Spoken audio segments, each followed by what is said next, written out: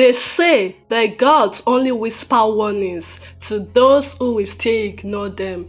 The night chief Obade received the prophecy.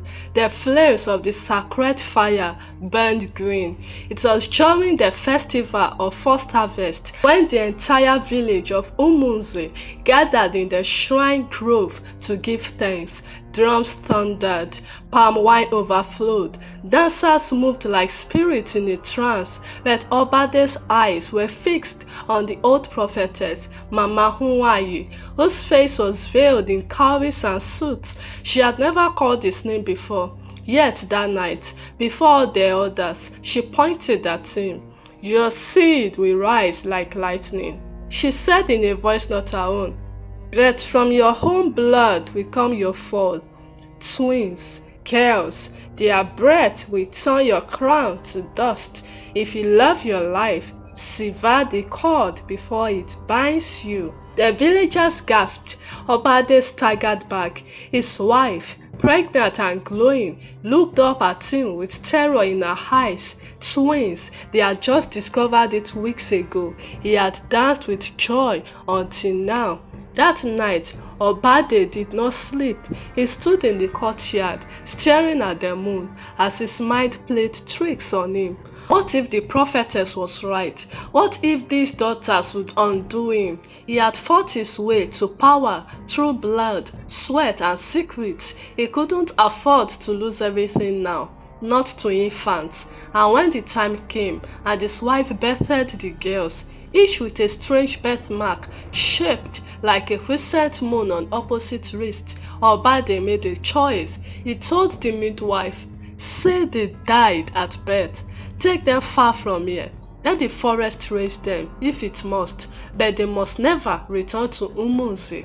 The next morning, his wife woke to silence, and far away, deep in the whispering woods, two baby girls wailed under a red sky. Under the cloak of night, two tiny mouths cried alone in the forest. Crickets and cicadas chirped above in the dark canopy, and the air smelled of damp earth and wild mango. Far off, the lone voice of a woman rose to a faint bird call. She paused. Alert. Cry was distant and small, but it pulled on something deep within her.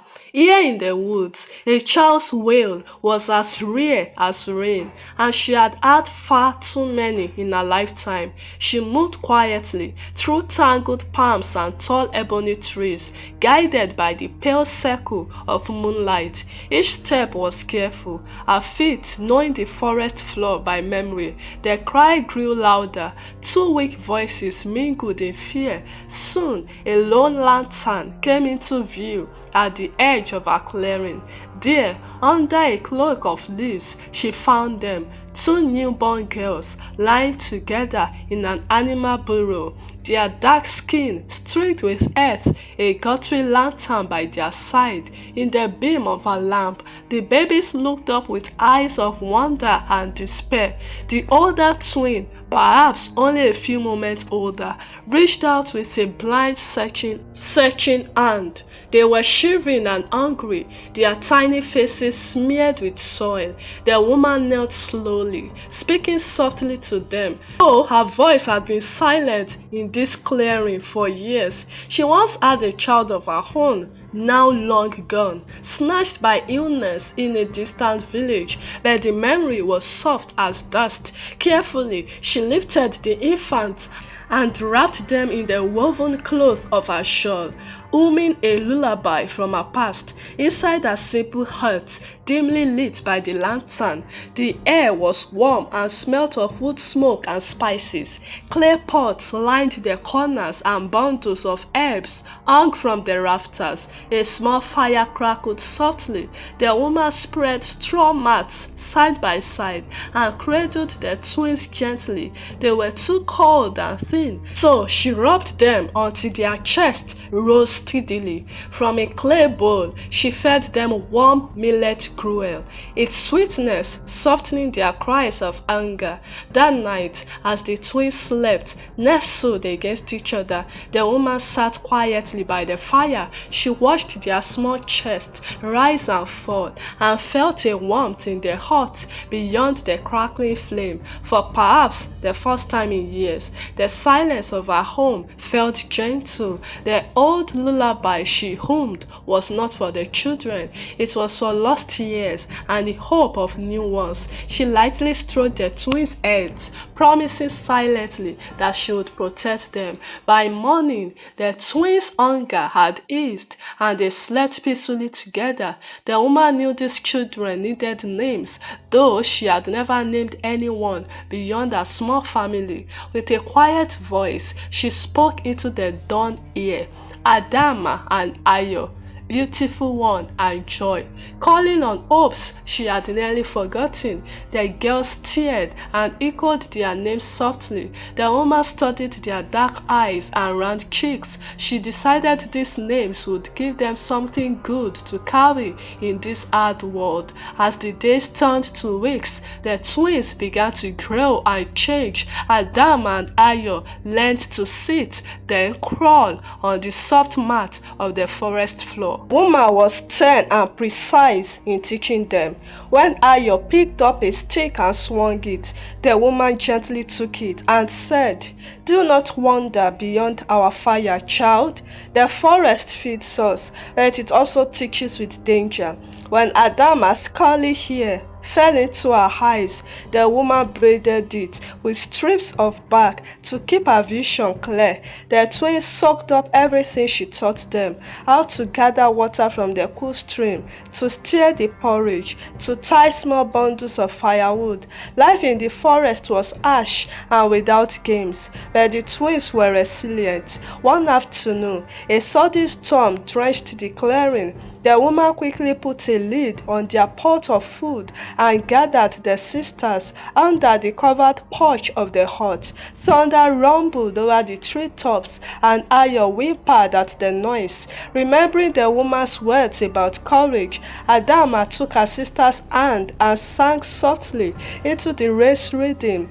A lullaby her foster mother had once hummed. Ayo's tears quieted, and together they listened as the rain beat on the roof, feeling safe beside the woman who protected them. As the seasons passed, the girls' skills grew. They learnt each herb's name and which roots healed fevers. The woman taught them how to carry water from the river in calabashes balanced on their heads. One day, when Adama fell and scraped her knee on a hidden rock, Ayo cleaned the cut with warm water and leaves the woman had shown them, carefully wrapping it with cloth. Adama winced but steadied herself, determined to follow her sister's example. The woman watched from the doorway, proud that the twins had learnt well. For the first time in years, a small proud smile touched her lips as she watched them. The twins' days were filled with chores, not with songs or dolls. They woke each dawn to help prepare the fire. Together, they pounded cassava into flour and hummed work chants that echoed on the wooden walls. When Ayo found a wilted leaf, she pressed it between pages of an old ledger to study it. Learning from nature's pages, Adama climbed a tree and brought down ripe mangoes for breakfast. The woman would rarely praise them, but sometimes her lips curved at the corner with faint approval. Still, she was always there to set things right. After each day's work, she placed 2 small loaves of baked cassava on the table and told them, "Carry what you can and rest when you must,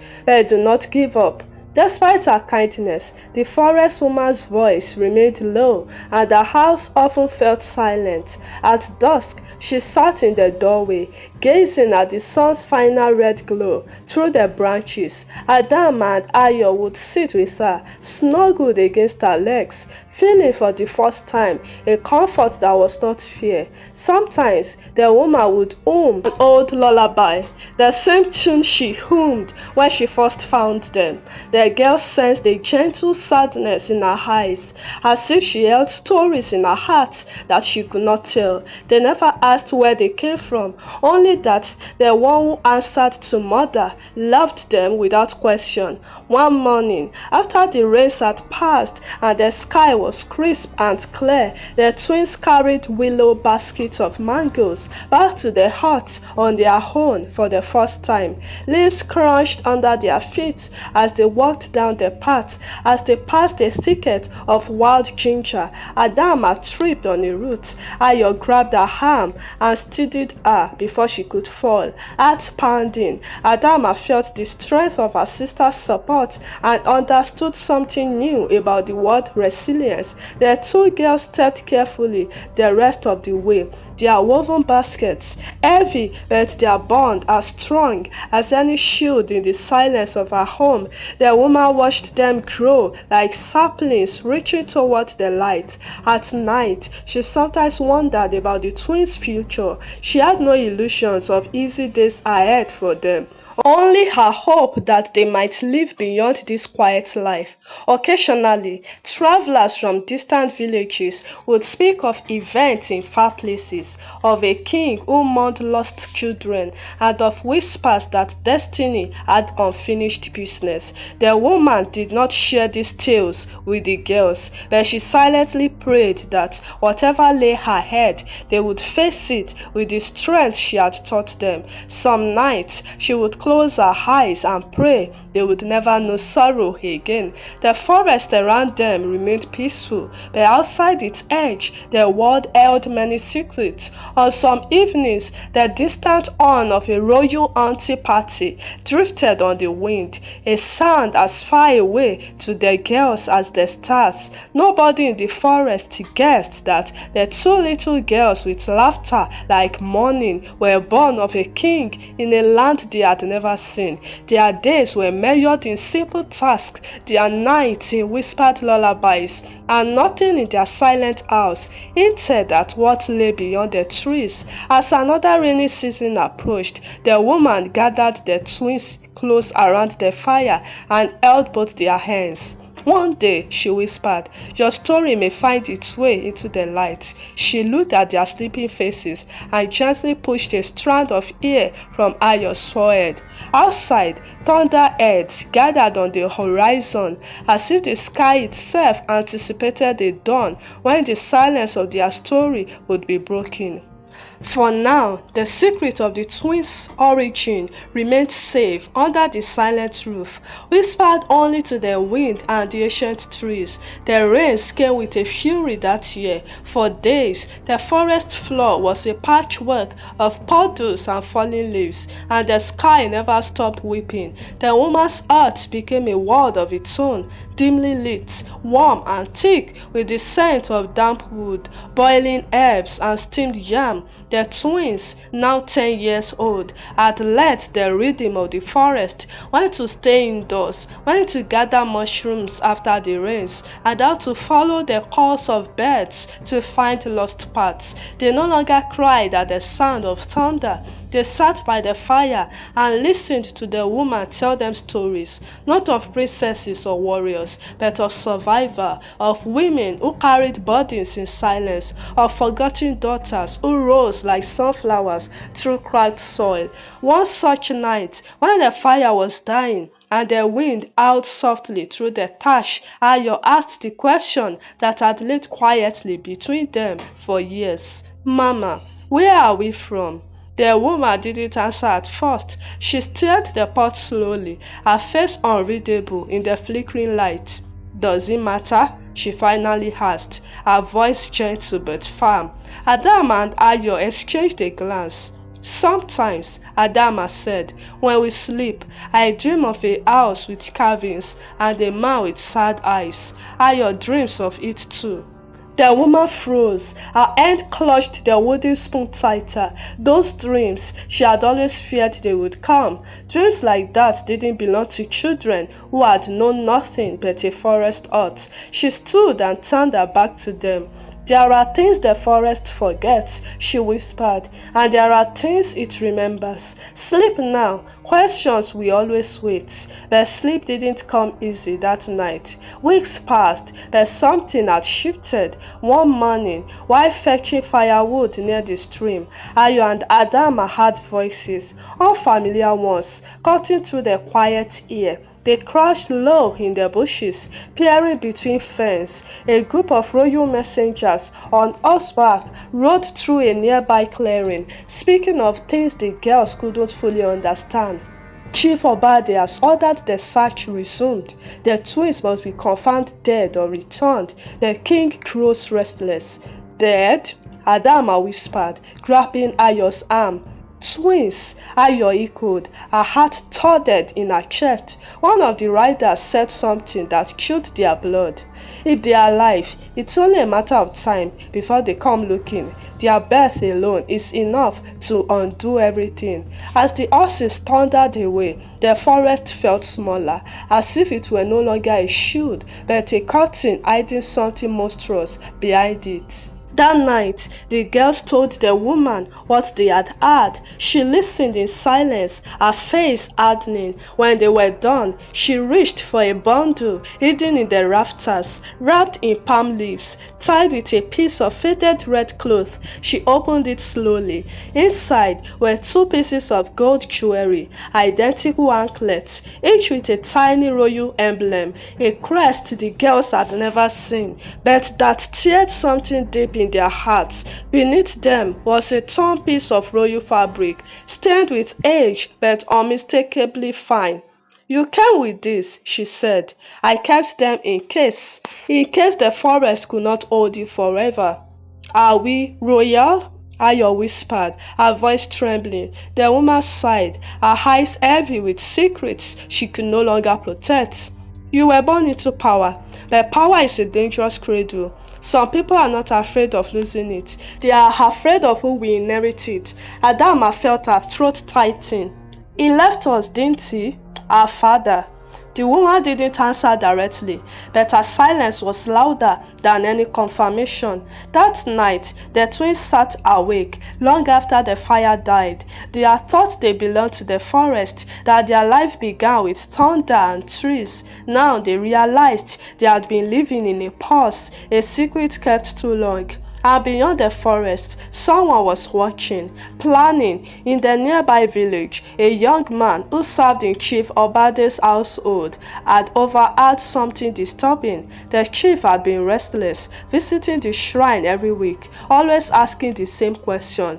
Are they still alive? One night, after leaving a meeting, he had mumbled under his breath, if they return, everything crumbles. The young servant, curious and troubled, followed rumors like breadcrumbs, leading him closer and closer to the forest edge and the truth buried beneath its leaves. Back in the hut, the woman sensed time running out. She packed herbs and dried food quietly. When the twins awoke, she looked them in the eye for the first time in years and said, it's time you knew who you are and what you are capable of. But will you want us now? Adama asked, her voice small. The woman's eyes flashed. You are not going to beg him to want you, she said. You are going to show him he should have feared losing you. A storm was rising, not of rain, but of truth, and truth has a way of finding its way home. The sun was just beginning to rise when the woman stood at the edge of the forest with the twins by her side. 12 years had passed since she found them, soaked and crying in the rain. Now they stood tall beside her. Not just girls, but reflections of the woman she once was, fierce, unyielding, watchful. She handed each of them their anklets and tied the faded royal sash across Ayo's shoulder. They may not remember you, she said, her voice low, but they will see you. Will they welcome us? Adama asked. The woman smiled faintly. Power doesn't welcome, it reacts. Be ready for anything. They began the journey at dawn. No one in the village recognized them, but eyes followed them. Three women, cloaked in forest dust, with regal bearing and no fear in their stride. Children paused mid-play. Traders froze behind baskets of pepper and yam, and the whispers began. By the time they reached the outer gate of the royal household, word had already run ahead. Twins? Alive? But they were sacrificed. They looked just like him. The palace guards blocked the path with long spears. Who dares? Ayo stepped forward. Her voice rang clear. Tell Chief Obade, the ones he left behind have returned. The guards exchanged stunned looks. One disappeared inside. Minutes later, then the doors opened. They were ushered into the great compound, once their birthright, now foreign land. The woman who raised them stayed back at the edge of the courtyard. I have brought you this far. The rest is yours to claim. Inside, Chief Obade sat on his carved stool, flanked by advisers and warriors. His beard had grown white, his frame heavier, but his eyes, those same eyes Adama saw in her dreams, were sharp as ever. Than anything they could have said, Obade looked over his shoulder at the advisers. Some stared in disbelief, others looked afraid. One, a man with a scar on his cheek, immediately rose and whispered into the chief's ear. Obade's face darkened. You should not have returned, he said, voice tight. The girls blinked. We came for truth, Ayo said, not permission. That was when a new voice entered the courtyard, calm, cold, and female.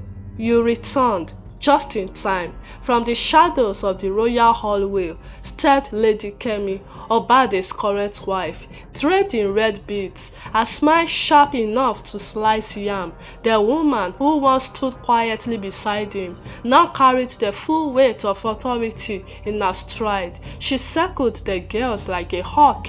So the forest gave you back? But did it teach you how to survive a palace of knives? The room stiffened. Without waiting for permission, she turned to the chief and said, Call the oracle.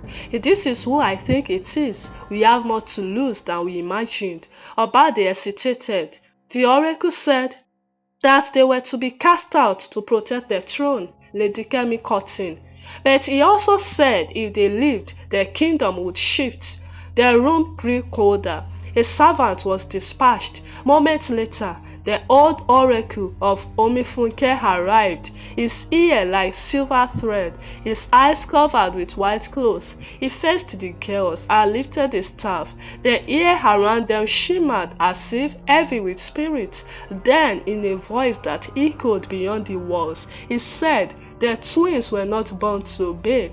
They were born to expose. Their return marks the beginning of a great unveiling. One will carry truth, one will carry fire, and together they will break what men have buried. A hushed gasp spread through the hall.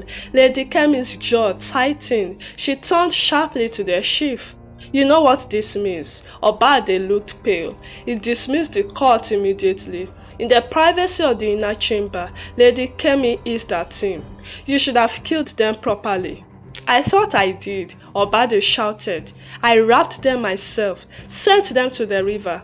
They survived, she barked. Now they've returned to shame you. You let pity cloud your decision 12 years ago. And now they will burn this house down. Obade sat heavily. No one must know the truth. Lady Kemi's eyes narrowed. Then we give them what they need, a welcome, a lie, and a knife in the dark. That night, the twins were given a room, not in the main palace, but a side house near the servant quarters. Still, it was more luxury than they had ever known. Soft beds, a warm bath, but no peace. As Adama lay awake, she whispered, Do you feel that? Yes, Ayo said. They are not celebrating us, they are planning. Adama sat up. Then we plan faster. They had one mission now. uncover the truth. Why had they been abandoned? What had their father feared so much? And why did Lady Kemi flinch when the oracle spoke? They had no allies, but they had each other. And the fire was growing. The palace glittered in the morning sun, but beneath the sheen of polished brass and perfumed corridors was a beast of many eyes, watching, listening, whispering. By the second day, the twins had become a spectacle. Palace maids dropped their trays just to stare. Chiefs fumbled with their greetings. Some bowed out of guilt, others out of fear, and behind every smile was a question. How did they survive? But the girls didn't speak of the forest. Not yet. They watched, they listened, and by nightfall, they had learned three things. Lady Kemi controlled the palace now, not Chief Obade. The gas near their door changed twice as often as normal. A secret meeting was being held that night, one they weren't invited to. Ayo discovered the meeting purely by accident. While returning from the kitchen, she overheard a servant whisper. At the moonlight hut, no torches, no sound. She followed the whisper with silent feet, and there, behind a cracked wooden panel in the courtyard wall, she found a hidden slit, just enough to see Lady Kemi, Chief Obade, and three council chiefs seated in a tight circle. Lady Kemi was speaking. If the people learn what he did, their kingdom will fall. We must rewrite their story before they tell it. One of the chiefs shook his head. But the oracle has spoken. Oracles can die, Lady Kemi snapped. Obade, worn and weary, said nothing. She continued, We will offer them titles, land. Let the villagers believe they are honored guests. Once they are comfortable, we remove one. Make it look like sickness. The other will be easier to control. Ayo's blood ran cold. She backed away slowly, but her foot hit a loose stone. It clattered. Inside, Lady Kemi paused. Did you hear that? Footsteps rushed out. Ayo ran. She didn't go back to their room. She ran through back corridors until she reached the servants' quarters. There, panting, she bumped straight into an old woman carrying a tray of herbs. The woman grabbed her arm. Child, you shouldn't be here. But when she saw Ayo's face, her eyes widened. Which one are you? Ayo? Ayo nodded. Breathless. How do you know me? I was your mother's maid. I was here the night you were born. The woman glanced around, then pulled Ayo into her room and bolted the door. You must listen carefully. Your mother, she was not just Obade's wife. She was the true heir. The kingdom was meant to pass through her bloodline. But she died. The woman looked down. Not by accident. Ayo's head swam. You mean? Lady Kemi again. She had not just taken their mother's place, she had cleared it. Back in their shared room, Ayo told her dad about everything. The meeting, the maid, the plan to kill one of them. Adama didn't blink. Then we strike first. But we don't have power, Ayo said, or weapons. Adama's lips curled into a small dangerous smile. We have truth, and if we use it right, truth will tear their palace apart. The next morning, they began their counterplay. They visited the servants first, the ones who had been there 12 years ago. They asked questions no outsider could know. Who bathed us when we were born? Who wrapped the royal cloth? And each answer was followed by silence, then fear, then reluctant confession. Whispers began to spread. They remember, they are not here to beg, they are here to reclaim. Lady Kemi noticed, so did the chiefs, so did Obade, who grew more haunted with each passing hour. Then, on the 7th day of their return, the twins made their move. They entered the throne room, uninvited, during a gathering of elders. Adama held up the royal sash. Ayo placed both anklets on the floor. We are the daughters of the woman you erased, Adama declared. The ones you said died in a storm. The ones you feared. Gasp echoed. Chief Obade stood, shaking. This is not the time.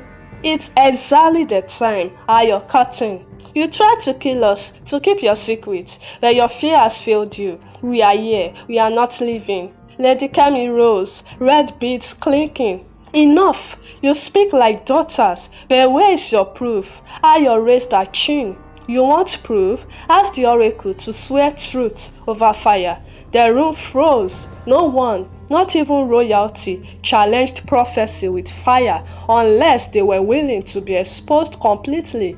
Lady Kemi faltered just for a second, and in that second, the people saw fear in her eyes. Their twins had done it. They had turned suspicion into public doubt. But victory wasn't theirs yet. Lady Kemi would never go down quietly. As the girls were escorted back to their room, a servant girl slipped a folded note into Adama's palm. She opened it. Scrawled in trembling handwriting were 3 words: "Run tonight." That night, the palace ear felt wrong, too still, too quiet, as if the walls themselves were holding their breath. The twins pretended to sleep, but under their pillows were tightly wrapped sachets of ash and salt, a protection the old maid had given them in case of sudden death, and hidden under the bed, sharpened kitchen knives, crude but better than nothing. At exactly midnight, their door creaked open, not loudly, like a thief who believed their house had already surrendered. 2 guards stepped in, then 3, faces covered in black clothes, blades gleaming under the moonlight. Ayo and Adama didn't wait for orders. Adama smashed the lantern. Darkness swallowed the room. Ayo dropped to the floor, kicked out a guard's leg, grabbed his blade before he could recover. Screams echoed, blood followed. It wasn't a fight, it was survival. They fled through the back corridor, past the garden wall, straight toward the tables, where a familiar voice whispered, "This way." It was the servant girl who had left the warning note. She led them behind the royal granary and into a tunnel hidden by stark clay pots. "This leads to the old shrine," she said. "They don't know it still exists." "Why are you helping us?" Adama asked, panting. The girl hesitated. Then she pulled aside her sleeve. On her arm was a burn mark, shaped like a crescent moon. "Because your mother saved me once, and now it's my turn."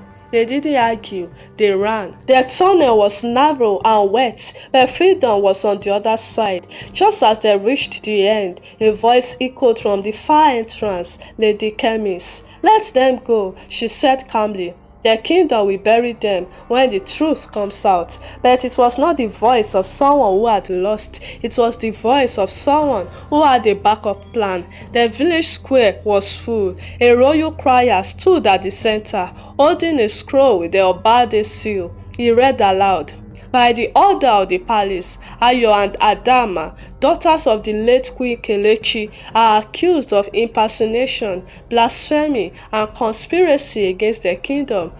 A bounty is placed on their heads. Anyone who harbors them will share in their punishment." Gasp, cries, confusion. Some villagers didn't believe it. Others, afraid of the crown, turned away.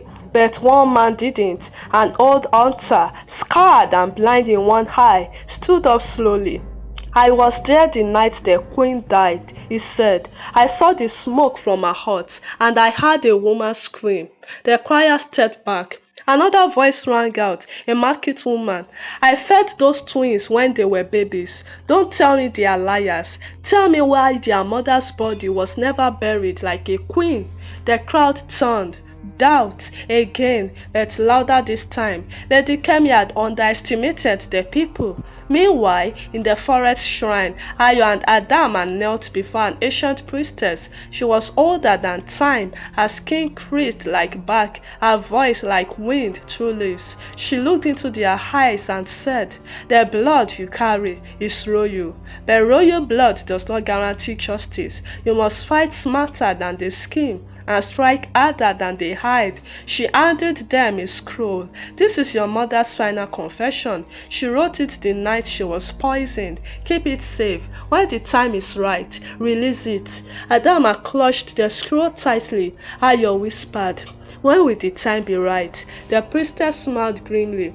when the palace is at war with itself. The priestess's words echoed in the twins' mind for days when the palace is at war with itself, and that war came sooner than expected. By the end of the week, Chief Obade, weighed down by the screams of his past, fell ill. Some said it was guilt, others said poison, but one thing was clear: Lady Kemi was now fully in charge. She wasted no time. The bounty on the twins increased. Village homes were searched. Servants were arrested. Anyone caught speaking kindly of Queen Kelechi was silenced. But Lady Kemi had made one fatal mistake. She ruled with fear, while the twins had awakened something greater: loyalty. Ayo and Adama, hiding in the sacred forest shrine, began sending messages, not with ink, with symbols. A strip of royal cloth tied around trees, a broken anklet left at a market stall, a song once sung by their mother, now hummed by children near the river. It spread like fire. Farmers, merchants, even palace guards, all began to remember the gentle queen who was taken from them, and the twin girls who had been cast out before they could speak their first word. By the time the twins re-entered the village, dressed in simple white, with their mother's anklets tied to their wrist, the people bowed. They didn't raise swords, they raised voices. We want the truth.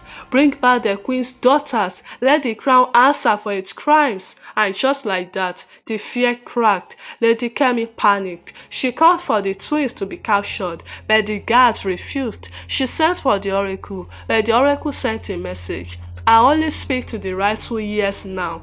Then, in a final attempt, she stormed the village square, flanked by two loyal men, and screamed, "They are liars! If Queen Kelechi had any last words, where is the proof?" That was when Adama stepped forward, unfolded the scroll, and read it aloud. Queen Kelechi's last confession. If this letter is ever read, know that I was not taken by illness. I was taken by betrayal. The poison was not bitter. It was sweet, like the words of the woman who now calls herself queen. My daughters must live. If they do, they will restore what I could not. The village fell silent. Even the guards around Lady Kemi lowered their spears. One of them whispered, "She killed the real queen." Lady Kemi tried to run, but the people moved first. She didn't make it past the shrine gates. She was dragged back, not beaten, not hurt, but forced to kneel in the square. There, she was stripped of her beads, her royal sash, and her title. Chief Obade, sick and dying, sent a final message from his bed. Let them have what should have been theirs. I was a coward. Ayo and Adama were not crowned as queens. They refused it. Instead, they rebuilt the shrine, restored their mother's name, and turned the palace into a school and sanctuary for girls once forgotten, beaten, and silenced. Their story traveled far, not because of wealth, but because of truth. And Lady Kemi, she spent the rest of her life tending the palace garden, not out of punishment, but out of humility. Every rose she planted, she said aloud, "For the queen I betrayed, for the daughters I couldn't break."